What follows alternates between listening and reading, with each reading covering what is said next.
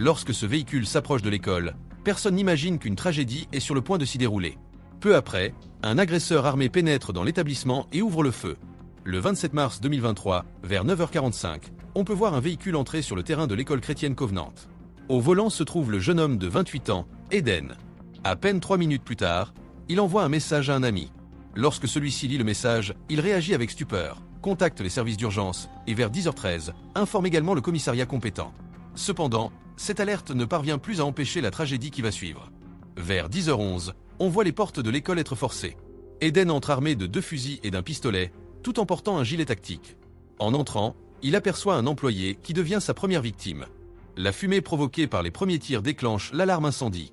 À ce moment-là, personne dans l'école ne sait réellement ce qui se passe. Malgré cela, les premières mesures d'évacuation commencent, sans que l'on ait conscience du danger réel.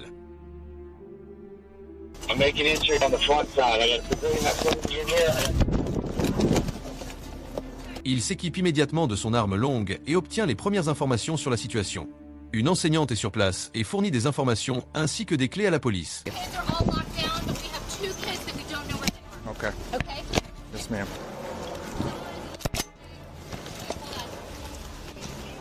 Yeah.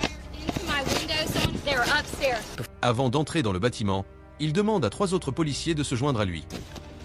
Give me 3! Let's get 3! Let's go! I need 3! One more! Let's go!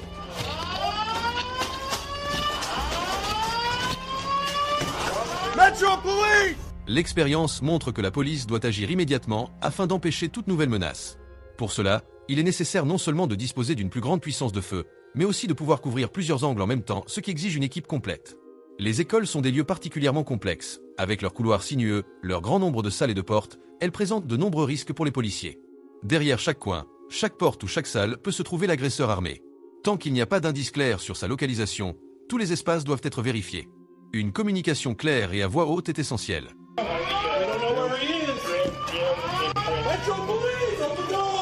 Non seulement l'alarme incendie, mais aussi le stress extrême auquel les policiers sont soumis, altèrent considérablement leur capacité de perception. C'est pourquoi ils utilisent des commandes préalablement entraînées, afin de ne pas avoir à trop réfléchir à la manière d'agir à ce moment-là. Il est particulièrement impressionnant que, bien que beaucoup des policiers présents n'aient jamais travaillé ensemble auparavant, la coopération fonctionne si bien.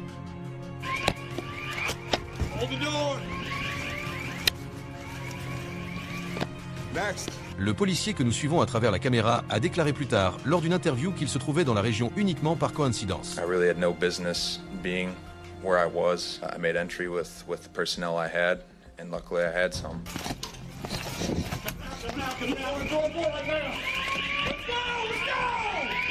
Move right. Cover left. Cover left.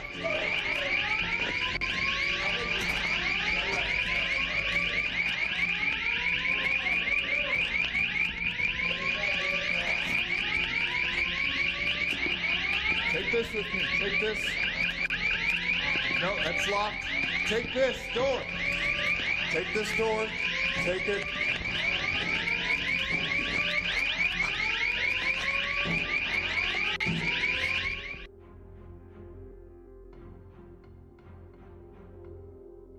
Soudain, il commence à courir.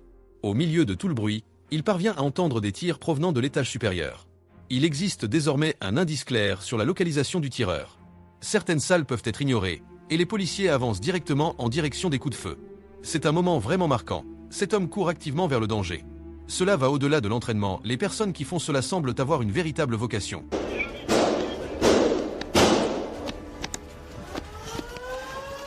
Aucun entraînement au monde ne peut préparer complètement quelqu'un à une telle situation.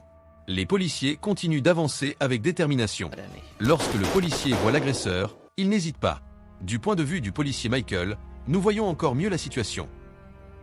Rifle first, blue, go. Go, go, go, go, go. Go. Move. Move. I'm with you. Go left. Straight, straight.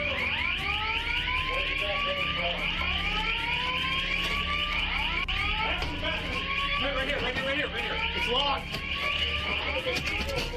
Go.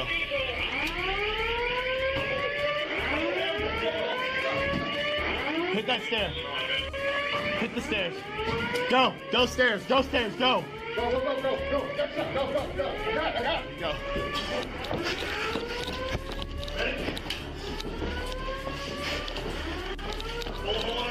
One down. Keep pushing. Go. Shots fired. Shots fired. Shots fired. Move.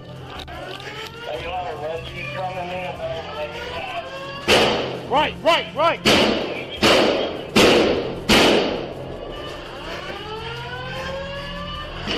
Push with LPVO. Push with LPVO. Go right. Après les premiers tirs contre l'agresseur, il tombe au sol, mais ne lâche pas son arme. C'est pourquoi le policier Colazo ouvre de nouveau le feu. Stop moving! Stop moving! Watch left! Watch left! Suspect down! Suspect down! Ensuite, les policiers s'approchent rapidement et lui retirent ses armes. À ce moment-là, ils ne savent pas encore avec certitude si la menace a été totalement neutralisée. C'est pourquoi ils continuent à fouiller le reste de l'école jusqu'à être sûrs que le cauchemar est enfin terminé. Vers 10h27, seulement 14 minutes après le premier appel d'urgence, l'agresseur a été neutralisé par la police.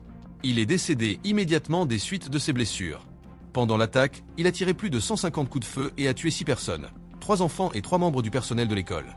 Lors d'une perquisition ultérieure à son domicile, d'autres armes, un plan détaillé de l'école et un manifeste ont été découverts. Il s'est avéré qu'il avait espionné l'école à plusieurs reprises et planifié l'attaque pendant plusieurs mois. Les écrits qu'il a laissés derrière lui ont suscité une grande controverse publique, car ils contenaient une sorte d'instruction étape par étape pour ce type de crime ainsi qu'une glorification d'autres cas similaires. C'est pourquoi je n'entrerai pas davantage dans les détails à ce sujet. Cet incident montre à quel point des messages étranges provenant de connaissances ou d'amis doivent être pris au sérieux. Si vous vous trouvez dans une situation similaire, contactez immédiatement la police ou une ligne d'assistance d'urgence. Même en cas de doute, de nombreuses vies peuvent être protégées.